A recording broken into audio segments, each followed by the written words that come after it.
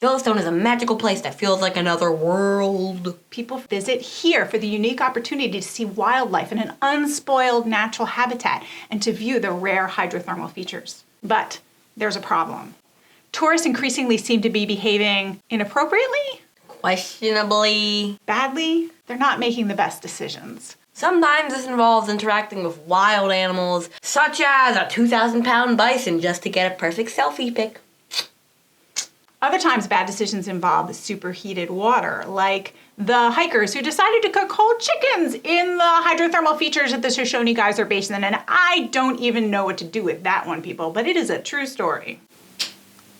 If you don't learn anything else from this video, learn that you should not cook whole chicken in national park hydrothermal features. Who even wants geyser cooked chicken? That's so random. Is it possible we're just more aware of these antics because they get shared more widely on social media? Maybe, but with visitor counts through the roof, there is a high chance that these things are going to be happening more often, and sometimes they have disastrous consequences. But why? These tourists aren't malicious park anarchists who are just looking to flaunt the rules and harm wildlife. They're probably much like you and me, just trying to enjoy a nice national park vacation. So what's happening here? Well, it turns out that your visit to the national park might be so totally awesome and awe-inspiring that it distorts our sense of reality. Woo, national park distortions. It's true. Your brain on a national park visit may make some very bad decisions, even if you are otherwise a lovely, rule-abiding human. We'll tell you the neuroscience behind this mind-bending park visitation side effect today on 9 Worlds. When we visited Yellowstone, we got stuck in one of the frequent summer bison jams on the road through the Lamar Valley. Now, while enjoying our view of the obstinacy of bison from the safety of our trusted travel van, Fun fact, a group of bison can be called a herd, a gang, or an obstinacy. And the last one is because they're kind of a stubborn. anyway, we watched a woman get out of her car, walk towards the bison herd, call to her small accompanying children to join her so that together they could cuddle up to some full-size bison for a family photo op. So remember, kids, don't listen to your parents. They'll usually tell you to do something stupid, like go out to the road next to a 2,000-pound bison. That is not the moral of this story. This has gone horribly wrong. The question is, why did this woman allow her children to go away from the safety of the car toward an unpredictable creature that can run 3 times faster than all of them? She wanted a close-up family selfie with the animal that's injured more humans in Yellowstone than any other creature there, maybe?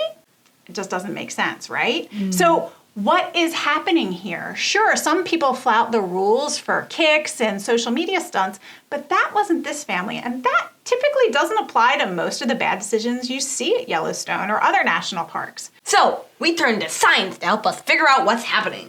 Combing through the literature about how we think and make decisions, we found 3 potential explanations for what's happening in our national parks. Discussion time! Discussion time! Are you done? Yes. Okay.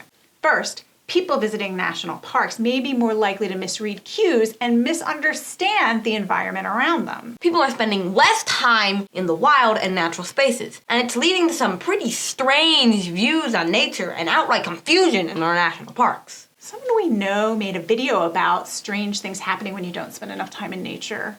Oh, right, it was us. Visitors to national parks may incorrectly feel that they are in a safe, controlled environment with wildlife there for their entertainment, kind of like a national petting zoo of some sort. Because most humans only ever interact with wild animals in zoos, controlled, safe environments. And let's face it, there's a lot about national parks that can be a little confusing to visitors. When you're in the backcountry, it's pretty wild. You're literally going to the bathroom outside, protecting your food, and looking for water and shelter. But in that cushy front country, people, there are flush toilets and gift shops with cute, stuffed, cuddly versions of the creatures you just saw outside, fancy coffee shops with all sorts of amenities that make it feel pretty not wild. I've spent so much money in those gift shops, people. So, it's easy to forget that these are wild animals with actual natural instincts. He's so comfy. He's actually so comfy. He is very soft. And even if you are fully aware of the wilderness of your surroundings, how many humans correctly understand and interpret the behavior of wild animals you almost never encounter? I barely understand my dog, for crying out loud. let alone a bison. I almost never need to know how bison behave in my life, and I'm guessing you don't either. Because most humans are, in fact, not experts in wild animal behavior, we are more likely to misinterpret their behavior. So we think a bison who is lazily munching on grass is totally cool with us hanging out and getting close and maybe petting their fuzzy mane, because it's so fuzzy. But in fact, we have totally misjudged the situation. Bison have poor eyesight and they conserve energy until they need it most. So they may just be ignoring you until they see you as a threat, which may or may not happen because bison are unpredictable. But when they do see you as a threat, you want to be as far away as possible from these boys because they can be dangerous. And it's this risk that brings us to the second factor driving strange tourist behavior. The risks we take are all too often rewarded, making it more likely we'll take the same risks again in the future. Travelers want the perfect photo, usually to post it on social media accounts to get all the hearts and likes and clicks and give us all that dopamine rush that makes us feel so good.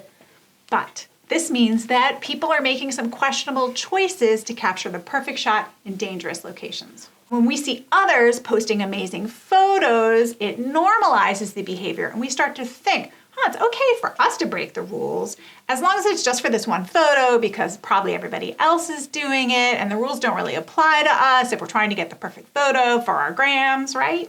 Right, but not right. But if you want to give us some likes, we won't mind. And this leads us to the number one reason why tourists might make such bad decisions. Our brains are distorting reality.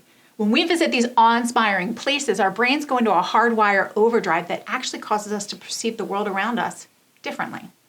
And this shift can happen to all of us, no matter how smart or upright or rule-following we may be or want to be. So what's happening? Well, science tells us that conditions involving high anxiety or major reward can trigger this kind of perception distortion, where we don't really aim to act foolishly, but we sort of can't help ourselves. Once our perception is distorted, we act in ways that seem perfectly reasonable to us, but maybe a little bonkers to other people. And think about it. A visit to a national park is all about a little fear mixed with some major reward. A perfect combination for impaired decision-making, people. Unfortunately, once we make a bad decision to say, pet the bison, research tells us we're not likely to change our minds. In fact, we're more likely to ignore information that we should stop doing this.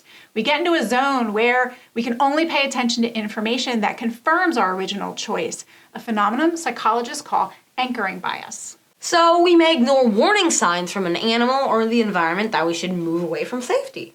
And it's not because we're being stubborn. We literally don't see it. Our brain is in a kind of altered state, a different place where it's perfectly fine to pet the bison, until it isn't. So how can we combat this? First, be aware that your brain may not make great decisions in situations that play upon your fear and desire. And vacations at a national park may do both. So maybe ask a friend or an outsider, like your friendly neighborhood park ranger, for an opinion before you start moving closer to the grizzly or geyser that's marked off limits. But if you're all alone, Dr. Robert Pearl suggests you ask these two questions to yourself. What's the worst thing that could happen? And how would I feel if that thing happened? If we can get more people in national parks asking themselves these questions before they act, maybe we can make our parks safer for everyone, wildlife and humans alike. Don't do this with actual bison. But you can do it all you want with plushies.